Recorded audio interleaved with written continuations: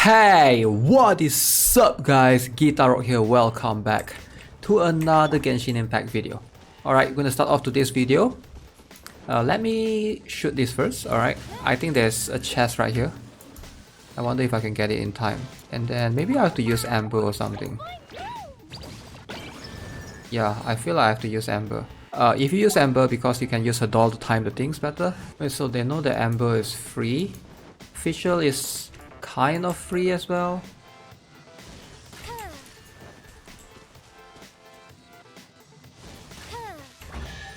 Oh, we got it. Alright guys, today we're gonna talk about Benett. Okay, so some of you might have not pulled on him because you have the fear of getting albedo, and trust me, that is my thoughts. That was my thoughts at first, right? Because ideally some of us have saved up to the PT and you want to be able to obtain one of these 4 stars, but you don't want to risk getting albedo, you know, since all of you saved the PT for Ganyu, Ayaka, or something that's ahead like Xiao or whatever. So that is something that we as players have to weigh in, alright, have to look at the options. Now, how strong is Benett C1 actually? If you look, I have not had a constellation on him, okay, so I did pull for a C1. So Benett C1 is going to be really unique. It's going to affect this particular skill, which is his Fantastic Voyage, alright, that particular skill only. So if you're not familiar, Benett has 2 skill, Elemental Skill and Elemental Burst. The Elemental Burst has 2 conditions. So if your character is equal to or below 70%, you get regeneration. If your HP is higher than 70%, you get buff. Alright, you get buffed by Benett's base attack, which is crazy.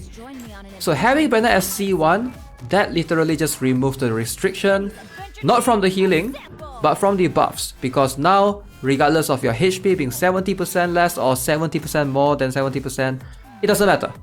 Anyone who's inside the circle will get the attack buff. Alright, you don't have that stupid HP restriction, which is really insane. And I'm going to show you guys how insane this is. And also, it further boosts this by 20% of Benett's base attack.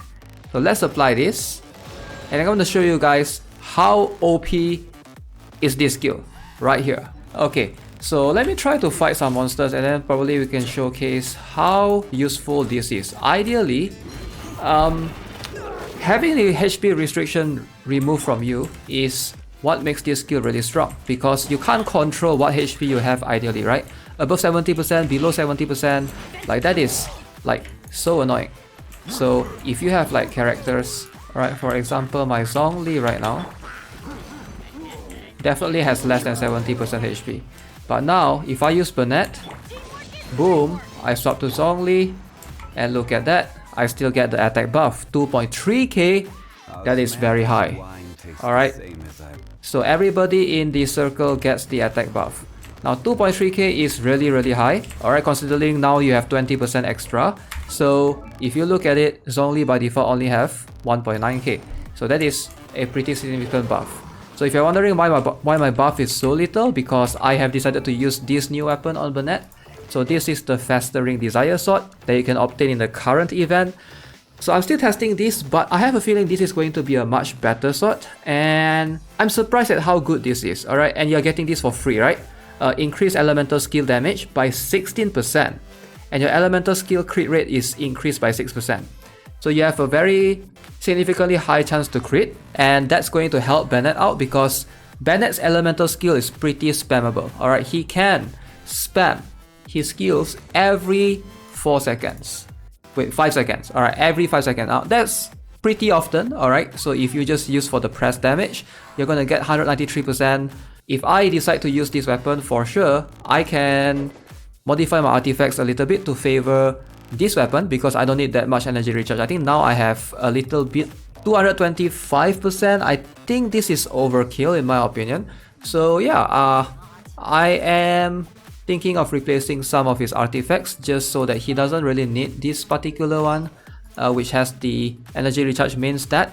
I mean, it's good to have, but you know, if I can give him more damage and maybe find something with energy recharge as substat instead, so that's going to be much more beneficial in my opinion.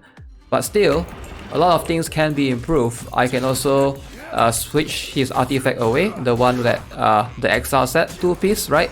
That's going to be beneficial as well. Yeah, his skill is super spammable, man. Like every 5 seconds you can just spam this skill and then do this and then do this. This is insane. This is insane. And people are asking me why pull for Benett. Like, he's just so good. Like, Benett is one of the few 4 stars in the game. If you're not familiar, I can wholeheartedly say that Benett is better than most 5 stars in the game. Alright, look at this. Spamming my E, spamming my Q. I'm a bit lacking in the damage right now because my sword is like level 40. But I'm definitely not dying anytime soon. Okay, so C1 Bennett, is it worth going for? In my opinion, yes, for sure. And to prove the point, I'm going to ascend my Bennett even further. So now level 70. Currently I'm at level 70. I actually do not mind getting him up to level 80. This is a lot of energy recharge as well. Like the percentage is 231%. He gets more base attack, he gets more HP. Like, why not? This is going to improve upon his healing. It's going to improve upon his damage buffs. It's going to improve his energy recharge and energy particles for the team, right? And yeah, it's going to improve all the aspect. I don't mind getting him. Okay, I'm getting the free Aquin Fits. Wait, this is not called... Yep, it's called Aquin Fits. Should you risk it for Bennett C1? Now, that's the question that I get asked a lot. And, you know, there's still Fischl and Sucrose in there. So you're just... And you're doing a huge gamble and there's a chance for you to get Albedo. So here's what I would do, alright? The approach that I would apply is very simple, very straightforward. If you are below 70 pulls, I will risk it. Alright, I will risk it. Just look at your history, alright? Count all your 4 stars, all the way till the last 5 star you have obtained. So if you are still at below the 70 pull mark, I would say go ahead. Now some of you might be asking, why 70 pull? Why not 90 pull? Because that's the PT, right? That's a guaranteed PT. But at 70, there's this thing called the soft PT, okay, which some of you might not be aware of. I've done a video on that, talking about it specifically. But yeah, 70, like 475, there's like this soft PT, and there's a very high chance for you to get 5 stars. And if you want to screw that up to obtain Albedo, so that's the one that... What the heck? Stop it, man! What's wrong with this mage? Just leave me alone. And yeah, that's the... Ideally, that's the one that you want to avoid. And it's going to be really, really risky, right?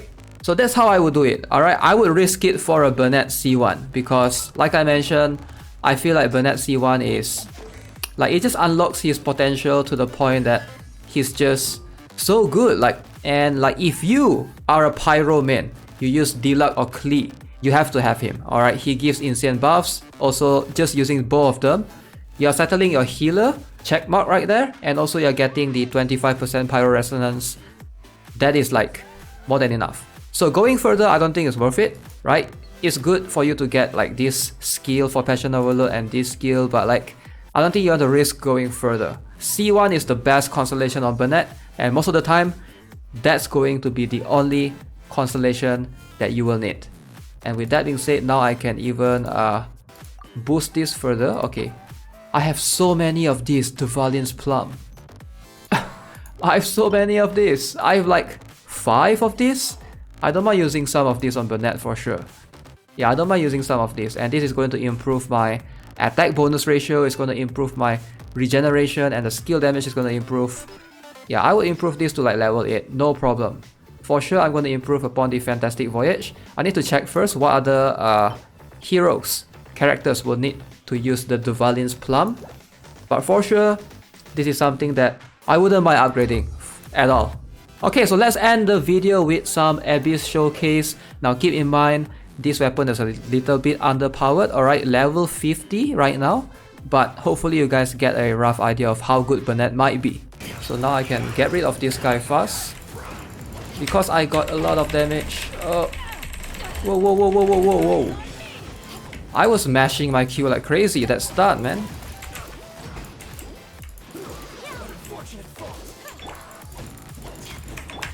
So swap Benett, get the particle, get rid of these guys at a time.